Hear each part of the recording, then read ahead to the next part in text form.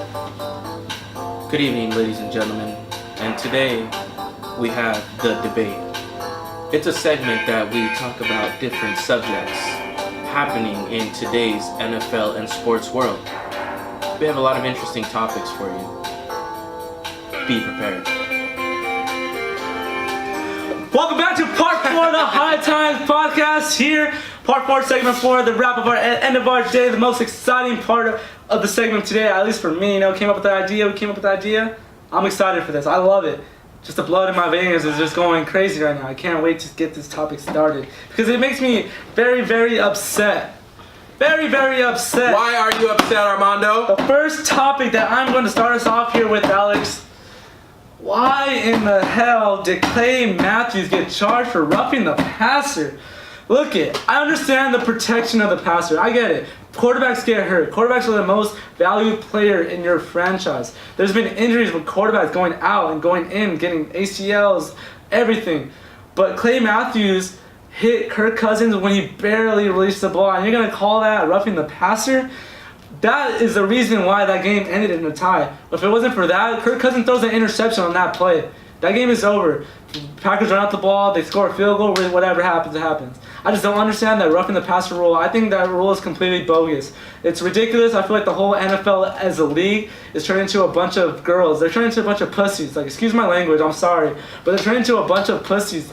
The reason why I watch football and the reason why we wake up every freaking Sunday is for hard-hitting contact. Grown-ass men going out there with no emotion, going out there to hit people. This isn't high school football. This isn't junior All-American. This isn't flag football. If that was the case, I'd go watch my little cousin play flag football at the park every Sunday morning. But I don't. Because I'm here to see hard-ass hits. I'm here to see people get knocked out. And for that call to be roughing the passer and to end in a tie, which is another stupid rule, is a tie, to me it's ridiculous. Like, there's no reason for that to be a roughing the passer call. That cost the Packers a game, and that could eventually hurt their going on. So roughing the passer rule is ridiculous. Alex, come on, bro. You serious? Roughing the passer? On that particular hit. Alright, look. I am pissed. Come on. That was stupid. Come on, man. Alright, look. At the end of the day, you need to give the defensive lineman the opportunity to make plays. We are trying to protect the quarterback. Yes. But at what point does it become pussy ball? Yep, look, come on, bro. where was that a wrong hit? I think he still had the ball in his hand when he hit him. Yep. It was a stupid call in a clutch time that mattered, and it resulted in a freaking tie, right? This is something that they need to be able to distinguish for sure, not leave it up to chance for an umpire referee to call on the field. If the rule is it has to be within a certain boundary or within certain feet or yards after throwing the ball or having the ball in your hand, how are you going to leave that up to chance for the eye of a human eye? Does not make sense. We have high-speed cameras. We have all of this technology for us to be able to slow it down and see that. If we slowed that down, you could have seen that Clay Matthews was within the time frame to hit this quarterback. And him trying to make a judgment call saying it looked like he was trying to drive him in is ridiculous. It looked like that was a bullshit call. What has the NFL come to where I can't even hit the opposing quarterback? What is this? Even in general, the NFL is soft. The blowing the whistle play is over. Just gotta make contact with you and you're still driving your feet, they blow the whistle dead. What happened to teaching kids to drive your feet, to keep on moving, don't play until the whistle ends? But if we're not giving them an opportunity to keep the play going, like, I don't understand why the NFL is becoming soft. There's no reason for it. Even these guys, they put on pads, they're grown-ass men. They're out there to hit. They're out there to kill someone. Like, not literally, but physically. They're out there to kill someone. As a lineman, my only goal is to get the quarterback and knock him on his ass. And for me to get penalized in a crunch time fourth quarter game, in a tough division rival game that could really predict the end of the season, if I'm a Packer fan, I'm mad. If I'm Clay Matthews, I'm mad. The whole rule of the roughing the passer is ridiculous nowadays. I understand, keep your quarterback safe, but at the same time, get a better line. I got one thing to say. Hey, ref, You're stupid. Next topic, Vontae Davis. Vontae Davis decided to leave his team at halftime. Quarterback for the Buffalo Bills. Get this, Alex. He said, I'm not playing with you guys anymore. I'm done. I retired. That's what we got at halftime. People came out saying he retired at halftime. He later came out with a statement saying, I gotta care for my own health. I gotta care for my own benefit. Wasn't who I was. Alex, if you're Vontae Davis' teammate in the heat of that moment, what are you saying to that dude? Come on, man. Come on, man. If I was his team, it's a different story. On my side, I thought that shit was hilarious. Come on. In my head, I'm thinking this guy's probably like, what the fuck? My team sucks. I'm out. Come on, man. What am I gonna do? Stay the rest of this season and watch my team go to a losing record? Potentially. I'm okay. 16. I'm okay. This is what he said. They suck. I'm out.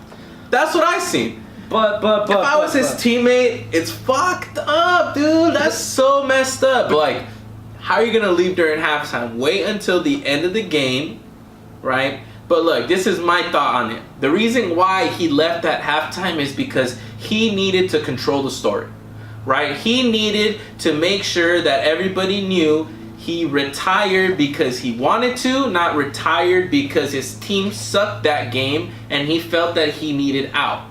Right? So at this point, he's controlling the script because now everybody was waiting for his response. Why did he do it? And he gave it to them. And now we got an understanding. So you know what? Good to him, right? I think it's fucked up if you're part of the organization that he did it during halftime. But if you're looking from his standpoint and his reputation, that's a way to get out in front of the media and control the story, as opposed to let the media create a muck with what is it that I was already thinking? What was the media already thinking? That the Bills aren't that good. So that's my thought. You know what? He came up with a statement. At the end of the day, I respect players. At the end of the day, you gotta care about your personal health, everything. You gotta care about your health. And he came out saying that he just wasn't healthy. He knew that his body wasn't capable of doing that. But at the same time, for an NFL player, for someone who's been considered a veteran, someone who's been considered an athlete of the game, someone who loved the game since little, have you always been taught to never quit on your team? I mean, I understand you're hurt, but tell your coach you're hurt. Tell me you don't want to play no more. For you to walk on your team, what is that example setting for kids that are watching?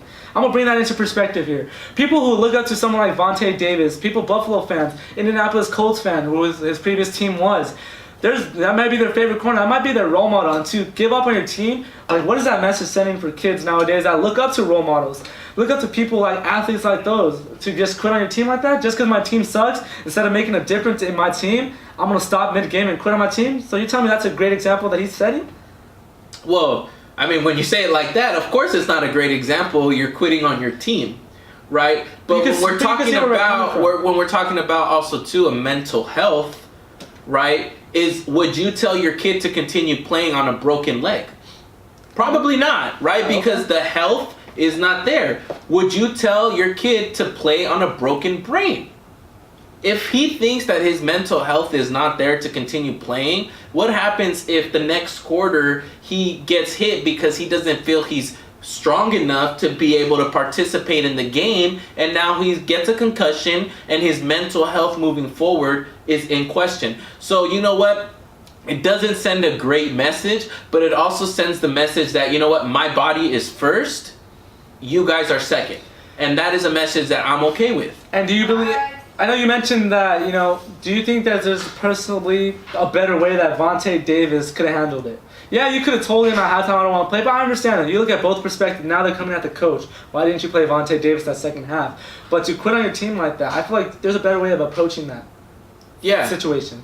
He shouldn't have signed to begin with. If he knew his body wasn't capable. Yeah, right? I mean, to me, that was it. You have preseason to know whether or not your body is up to par.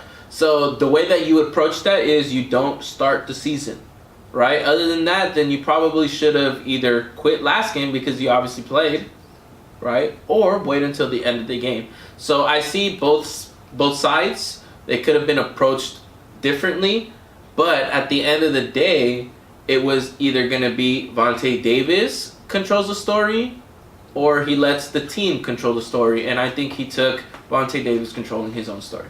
I mean, you can look at it both ways. And for our final topic today, I'm gonna go back to that Green Bay Packers game because that game is just really bugging me. It still irks me that 2 weeks into the season we have 2 ties. Alex, what is up with the NFL tie rule? Come on, man. Games ending in ties? What is this? So, how many seasons have we had when there has been no ties? God. And now we're in week 2 of the NFL and we have had 2. It is Crucial games. Stupid. Crucial Because it's going to individual come games. down to the end of the season, and now we have a tie that's going to be in play. How many sports around the ties. world end in ties? Right? Now, I get it. You can't have this team run down or whatever. But 1 overtime? Can we add a second overtime in there? Come on, man. Come on, dudes. It's ridiculous. You can't. What are you doing? It's football. So it's, just the fact that it ends in tie. Baseball doesn't end in a tie. Basketball doesn't end in a time. I get the time limit. It makes sense. You know, they have other televised games that need to be shown, but at the same time, these grown people, like, why tie? It's a crucial game. I guarantee that 1 tie in that Packers record and that 1 tie in that Vikings record is going to make a difference at the end of the year. And that's, Hopefully it doesn't take away playoff contention. yeah, and there's a So- possibility that it can. And I feel like it's something the NFL definitely needs to There take care definitely of. needs to be a win and a loss there, so that way we can make sure that we have the right teams. Well, that's the debate. This is it for the High Times Podcast Week 2 edition. We hope to see you next week here on our podcast channel. Make sure to subscribe, like, and comment below. Alex, you want to sign us off here? And that is the debate.